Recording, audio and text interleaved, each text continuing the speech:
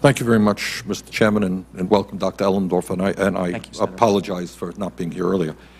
I want to ask you mostly questions about the financial crisis, and then I want to ask you another question about how CBO makes their accounting assessments. Question number one, between 2001 and 2007, commercial banks alone, not investment houses, just commercial banks alone, made some $700 billion in profit. A lot of money. Now, as a result of the greed, recklessness, perhaps illegal behavior on the part of a relatively of Wall Street, they are coming to the taxpayers for huge bailouts, and we have no idea how much that's going to end up costing. Very simple question.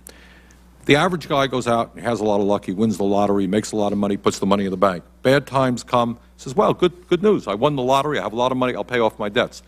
These guys made unbelievable sums of money. Then, through their greed and recklessness, they created a terrible crisis, and now we have to bail them out. Where did all their profits go? As you know, Senator, the banks have paid out profits in the form of dividend payments to shareholders. Yep. They've paid salaries to managers. Yep. That money is not directly recoverable legally, but I certainly understand the frustration that the American people feel at this situation. Yeah, they sure do. In other words, some people became incredibly rich, and then when things got bad, it's the average Joe who has to bail them out.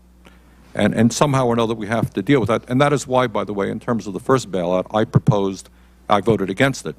I proposed the surtax on people whose families had at least $1 million in income, because they're the people who benefited from Bush's economic policies in general. All right, second question is, taxpayers provide all of these, I guess, quote-unquote, capital injections into these banks. We're talking $350 billion plus more in the next tranche.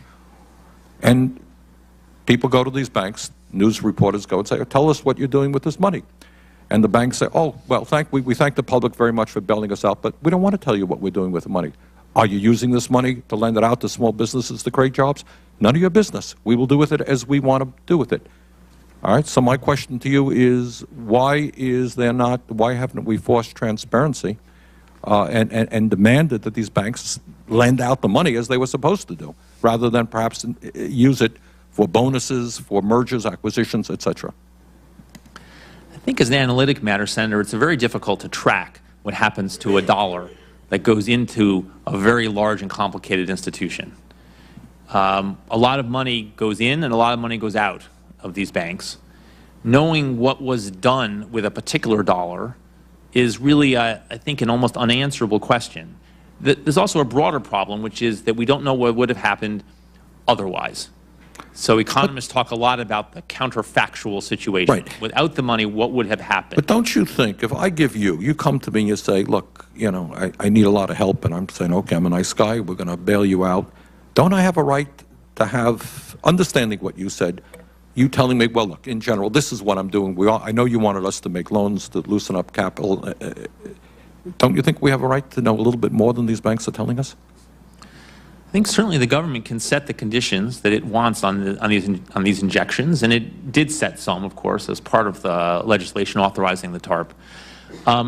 There will, in some cases, be a trade-off between the speed with which actions can be taken and the care with which they're taken.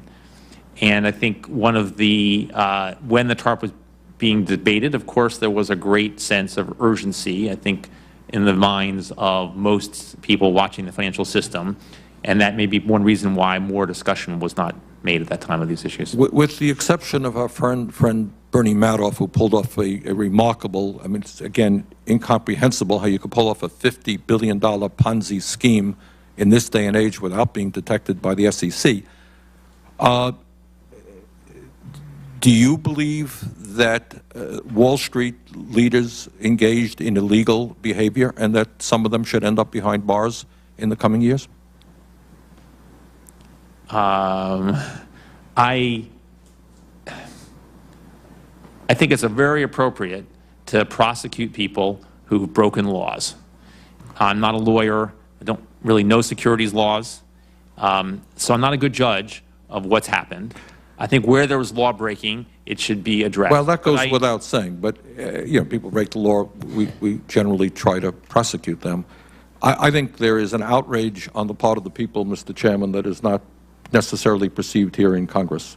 The recklessness, the greed, I suspect the illegal behavior of maybe a few thousand people has impacted and destroyed the lives of millions of people in this country. And in my view, they have got to be held accountable. And I am concerned that because they are rich and powerful, they don't get the same treatment as the average criminal.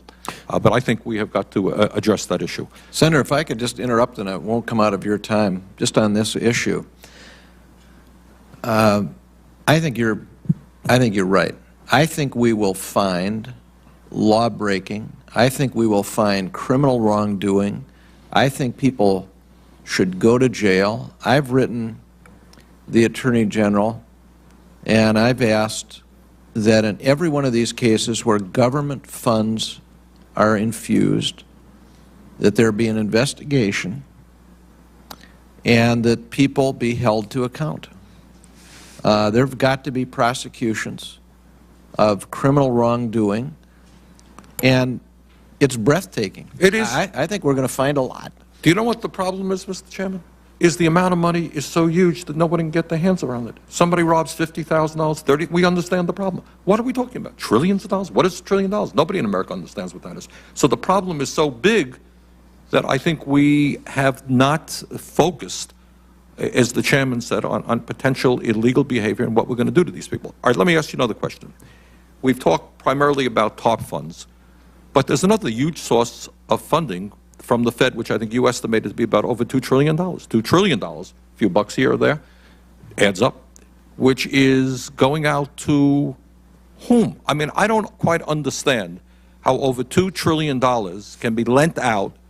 Mr. Chairman, I'm not quite sure that we know who is receiving this money. We don't know what the terms are.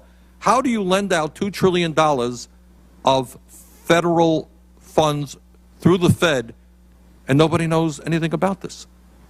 Dr. Ellendorf? Well, the way you do it is that you try to save a financial system in which that consists of tens of trillions of dollars, hundreds of trillions of dollars of derivatives outstanding. I mean, the numbers are very large. We have a very large economy with a very, very large financial system.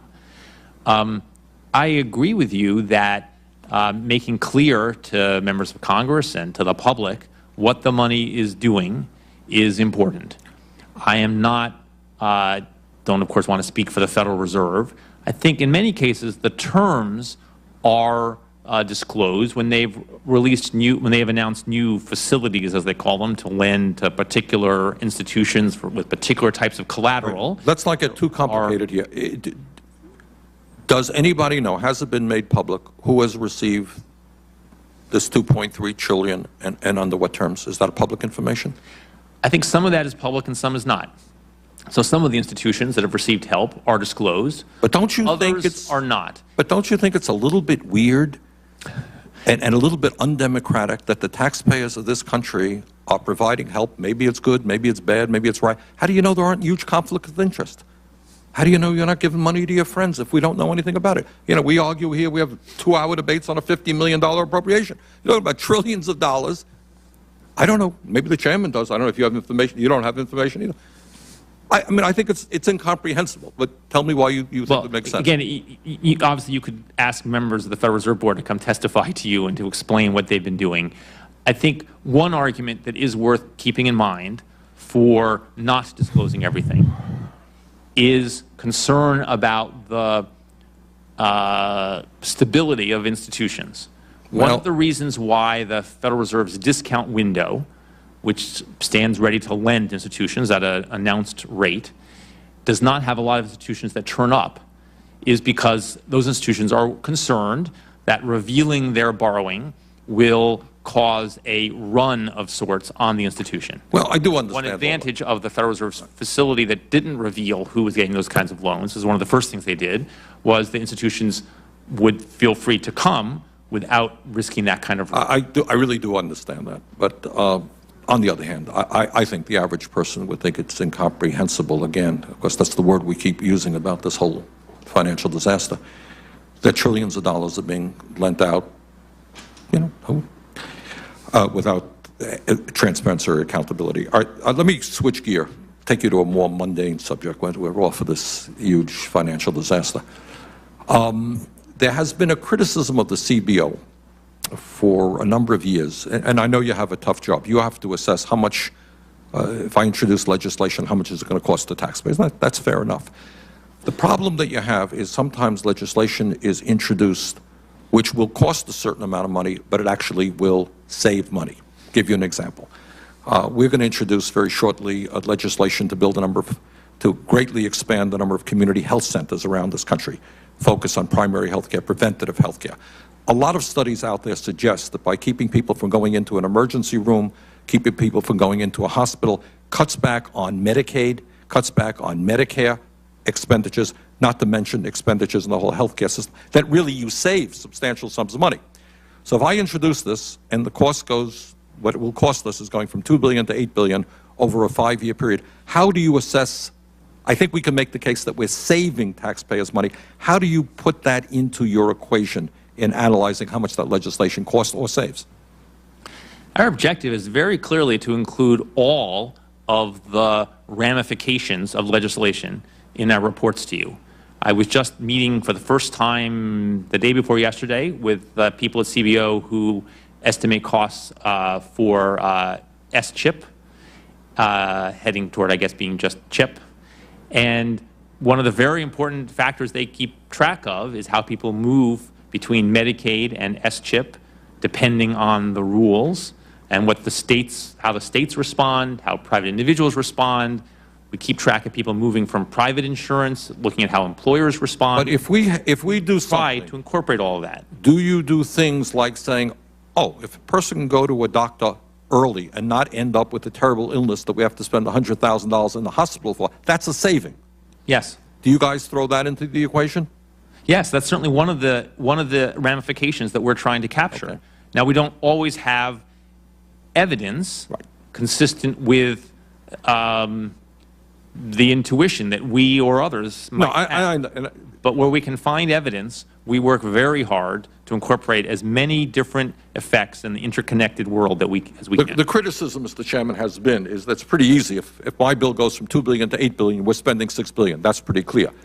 But we are also saving substantial sums of money. And I understand that part of it is a little bit harder to determine. But I hope you give serious thought and build into your analysis the savings as well as the expenditures. We absolutely do everything in that direction that we can. Good.